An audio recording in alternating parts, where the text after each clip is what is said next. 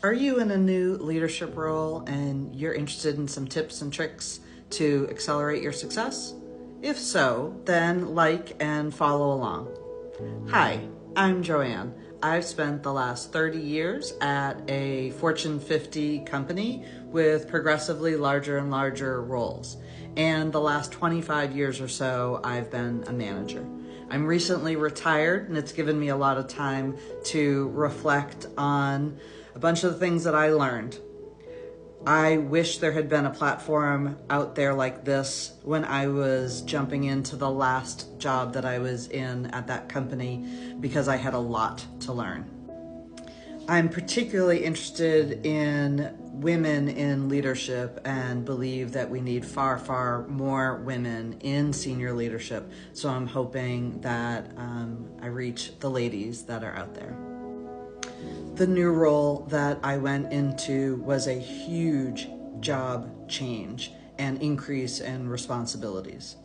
I went from managing a team of 12 to 15 people who were all performing the same function in a relatively flat organization to the new team, which was really managing an entire organization. There were 6 or 7 very different functions, and I think up to 120 individuals between full-time employees and contract employees. The organizational structure that I inherited had 5 layers of management, which meant an individual contributor reported to someone who reported to someone who reported to someone who reported to me. That is a lot of people in between myself and all of the team members who are performing the real work that the organization had to deliver. The hiring manager, my future boss, had a real clear sense of what was and wasn't working. But I had to ask myself, what were the underlying causes for that? How, in this organizational structure with so many layers, was I going to know that the important work was getting prioritized and was being delivered with the urgency that we needed? When someone would come to me and say another part of the team wasn't pulling their weight, was that sour grapes? Was that the truth? Were those teams resourced effectively to be able to deliver on what they had been tasked to deliver? Were the priorities clear and simple, and all of the different parts of this organization aligned on delivering against that? Ultimately, it was my responsibility to sign off on the annual performance evaluation for this organization, which meant I was in the final decision-making process for deciding who got the big bonuses and raises, who got average, and who got below average. How was I going to make all of those final calls? Because there's generally some arm wrestling where different staff members think their person is the best and no, this person is better, and there's only a limited pot of dollars to divvy up. And so it became a pretty active conversation, as you can imagine. Was I simply to take the word of my direct reports? Again, how do you know what all of these different individuals are doing? I was used to a world where I had very direct knowledge and daily or multiple times per day interaction with everyone on my team. So this was a completely new world for me. I knew I was going to need to clearly and repetitively communicate the priorities and strategic direction for this organization. I needed to build a rhythm of business for a structured way to check on progress. I needed a scorecard so that we could articulate what our goals were and when we expected to achieve them.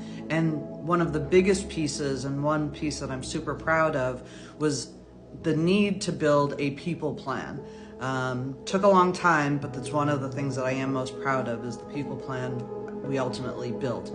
Something that would allow the team members to do their best work, be motivated, have the career trajectory that they were interested in, and to make sure that we had low attrition. Attrition had been a problem in this organization. One of the things that the hiring manager made a specific point about needing to be fixed. So you can see this was definitely a very big job, and it was going to have a number of challenges for me.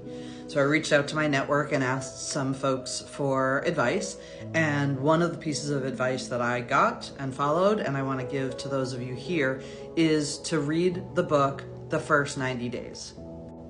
Now, if you're not ready to go invest maybe $20 on a business book, there is a Cliff Note version of that book that is less than $5. And I'm an audio book listener as opposed to the physical books, and the audio book is about 30 minutes.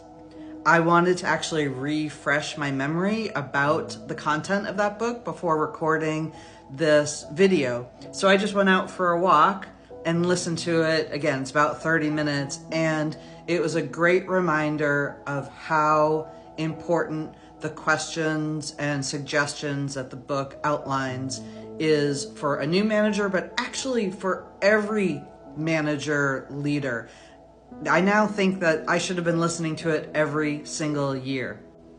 The book does a great job of giving you the prompts to think through all the different aspects of what is important in your role in leading a team or an organization. Are you taking over a struggling team, or are you tasked with keeping a successful team motivated? Is the strategic plan effective, or does it need to be refreshed or completely changed? Do you have a strong staff and leadership team around you, or are you going to have to make some staffing changes? These are all great questions that the book frames up for you. One of the others, super important, are you and your new boss aligned on the key deliverables and the timing that he or she is expecting that change to come about? They're all really important to start off on the right foot, and I really want to encourage all of you that are new to a role to invest in yourself. Again, 30 minutes. The Cliff Note version of that book is called Summary of the First 90 Days. So again, I'm going to make a series of videos. I'd love to hear from new managers what some of your questions or challenges are. And I'll adjust the video content based on any of those comments. So yeah, follow along, and I'll go over some more of the trials and tribulations in my journey.